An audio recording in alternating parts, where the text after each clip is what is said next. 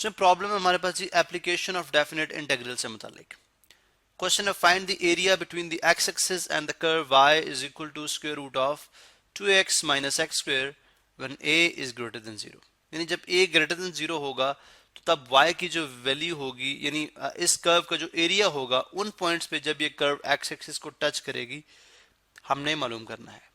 अब सबसे पहले तो हम ये देखते हैं कि कर्व जो है ये जो गिवन कर्व है ये y एक्स एक्सिस को किन किन पॉइंट्स पे टच करती है। मसलन जाहिर है जब ये कर्व एक्स एक्सिस को टच करेगी तो y क्या होगा वहां पे 0। ठीक है, हम लिखेंगे when curve when given curve चलें व्हेन गिवन कर्व टचेस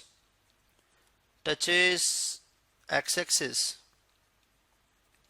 तो उस सूरत में हमारे पास y क्या हो जाएगा then y is equal to 0 then y is equal to 0। अब y दरअसल किसके इक्वल है, y तो है square root 2ax minus x square, ये y है। ठीक है, इज इक्वल टू 0। तो स्क्वेयरिंग बोथ साइड्स, आप इधर भी स्क्वेयर कर दें आप इधर भी स्क्वेयर कर दें तो 0 का स्क्वायर 0 होगा और यहाँ से स्क्वायर रूट से कैंसिल आउट हो जाएगा, 2ax माइनस एक्स स्क्वायर आ जाएगा। अब यहां से अगर आप x कॉमन ले लें तो पीछे आ जाएगा 2a minus x is equal to 0।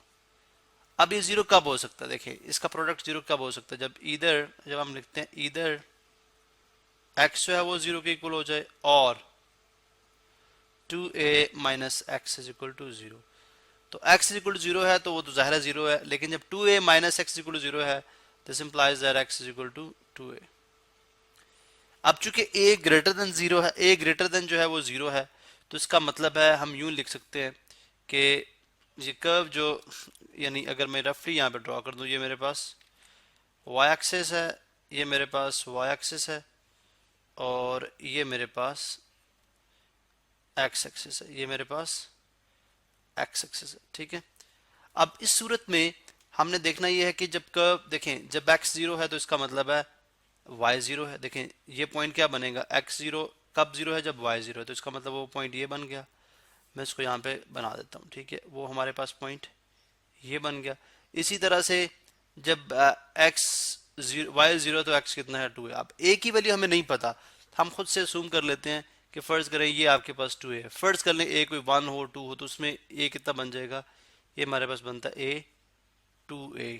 ठीक है, इसका मतलब है कर्व ये जो कर्व है इन दो पॉइंट्स पे एक्स एक्सिस को टच करती है, तो लिहाजा ये कर्व कुछ इस तरह से होगी। अब ये कहाँ से होके आ रही है, लेकिन हम इसको यूँ बता सकते हैं कि ये बेसिकली कर्व है और ये एरिया हम मालूम करना चाह रहे हैं, ये एरिया हम मालूम करना चाह रहे हैं। ये एरिया ज़्यादा भी हो सकता है क्योंकि हमारे पास बाकी पॉइंट्स हम मालूम नहीं कर सकते, लेकिन ये पॉइंट्स हमने a और 2a 0 0 और x 2a और y 0 ये दो पॉइंट्स हैं, तो ये एरिया असल में हम मालूम करना चाह रहे हैं। ठीक है, अब कैसे किया जा सकता है, देखें एरिया जैसा कि हम पहले जानते हैं हम इंटीग्रेट करेंगे इसको, लोअर लिमिट क्या है 0 और अपर लिमिट क्या है 2, तो लिहाजा जो गिवन फंक्शन है हमारे पास y is equal to square root of ये बन जाएगा 2ax माइनस एक्स स्क्वायर। इसको किस तरह से लिखेंगे, हम लिख देंगे जी एरिया किसके इक्वल आ जाएगा, एरिया आ जाएगा, area is equal to integrate करें इसको 0 से 2a तक, लोअर लिमिट 0 और अपर लिमिट 2a और 2ax माइनस एक्स स्क्वायर का होल स्क्वायर रूट और साथ क्या है dx। अब इसको इंटीग्रेट करना है हमें, ठीक है, और इस लिमिट के अंदर 0 से लेके यानी 0 लोअर 0 अपर लिमिट जो है वो 2 है। तो कैसे कर सकते हैं, देखिए अब पहली बात है कि क्या मैं इसके ऊपर पावर फार्मूला अप्लाई करा सकता हूँ, यानी अगर मैं स्क्वायर रूट साइन खत्म कराऊं तो मैं इसके ऊपर पावर फार्मूला अप्लाई नहीं करा सकता। ठीक है, और जाहिर सी बात है कि मैं कैसे करा सकता हूँ, चूंकि मतलब मैं इस पर नहीं करा सकता, उसकी रीजन क्या है, चूंकि ये जो 2ax है और माइनस एक्स स्क्वायर है इसका डेरिवेटिव dx के साथ मौजूद नहीं है। अगर इसका डेरिवेटिव नहीं होगा तो मैं इसको नहीं करा सकता। इसी तरह से सब्स्टिट्यूशन करने से पहले अगर मैं कंप्लीटिंग स्क्वायर वाला मेथड अप्लाई कर लूँ और इसको किसी एक फॉर्म के अंदर जो हमने स्टडी कर रखी थी square root x square minus a square या square root a square minus x square, ठीक है, इस फॉर्म में ले आऊँ तो मैं इसको जो है इसके ऊपर मैं यानी यहाँ इसको फिर मैं सब्स्टिट्यूशंस के थ्रू हल कर सकता हूँ। तो सबसे पहले हम स्क्वायर कंप्लीट करते हैं। ये देखें, आप इसको इंटीग्रेट करें 0 से लेके 2a तक, ठीक है। तो ये बन जाएगा, यहाँ पे आप ऐसा करें कि स्क्वायर रूट ही रहे, ठीक है। इसके अंदर ही आपने 2ax minus x square as it is. अब इसमें आप क्या करें, एक ए स्क्वायर यानी पहले ए स्क्वायर सब्ट्रैक्ट भी करें और फिर उसको ऐड भी करें। ये मैंने क्यों किया, ये मैंने इसलिए किया ताकि मेरे पास ए स्क्वायर प्लस बी स्क्वायर और माइनस 2ab फॉर्मूला आ जाए, जो कि यहाँ पे अगर आप देखें तो नेगेटिव नेगेटिव है, तो वो हम कॉमन लेके इसको दोनों को पॉजिटिव बना सकते हैं और बी ए हमारे यानी 2ab हमारे पास नेगेटिव हो जाएगा। तो लिहाजा मैं यहाँ पे इस तरह से करूँगा, ये देखें, ये मेरे पास इंटीग्रेशन साइन 0 से 2a तक, ठीक है, स्क्वायर रूट आ गया और उसके बाद आपने क्या किया, आपने अगर अगर हम यहाँ से नेगेटिव कॉमन ले लें तो बन जाएगा माइनस 2x और प्लस एक्स स्क्वायर और प्लस ए स्क्वायर। तो ये आप देख लें, ए स्क्वायर प्लस यानी x square plus a square और माइनस 2x यानी a square plus b square minus 2ab, तो ये फॉर्मूला बन गया, और प्लस ए स्क्वायर जो कि ऑलरेडी स्क्वायर में, और साथ यहाँ पर dx है, यहाँ पे भी और यहाँ पे भी साथ dx है। तो लिहाजा मैं इसको यूं लिख सकता हूँ 0 से लेके 2 तक, 0 से 2a तक, सॉरी 2a तक, और ये बन जाएगा होल स्क्वायर रूट में आ जाएगा ए स्क्वायर और माइनस ये क्या है a प्लस बी यानी x प्लस ए का whole square, x plus sorry x minus 2ab है तो x माइनस ए का whole square, x minus a का होल स्क्वायर और साथ dx।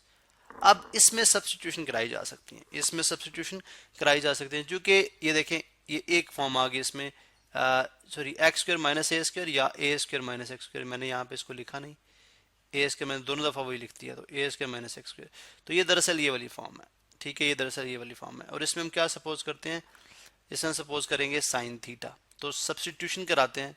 सब्स्टिट्यूशन कैसे होगी, हम लिखते हैं जी कि पुटिंग या पुट एक्स माइनस ए जो है यानी इनसाइड जो एक्स है आपके पास स्क्वायर में, इसको पुट कर दे यानी कांस्टेंट टाइम साइन थीटा। तो कांस्टेंट क्या है, ए टाइम साइन थीटा, ए टाइम साइन थीटा। इसका मतलब अगर आप इसका डिफरेंशियल लेंगे तो ये बन जाएगा dx, और कांस्टेंट का डिफरेंशियल 0 होगा, ए कोफिशिएंट बाहर आ जाएगा, साइन थीटा का क्या होता है cos थीटा डी थीटा, तो आ जाएगा dx is equal to a cos theta d theta. तो जाहिर है इसके लिहाज से फिर लिमिट्स भी चेंज होंगी, इसके लिहाज से फिर लिमिट्स भी चेंज होंगी। अब लिमिट्स क्या आ जाएंगी उन पे हम बात करते हैं।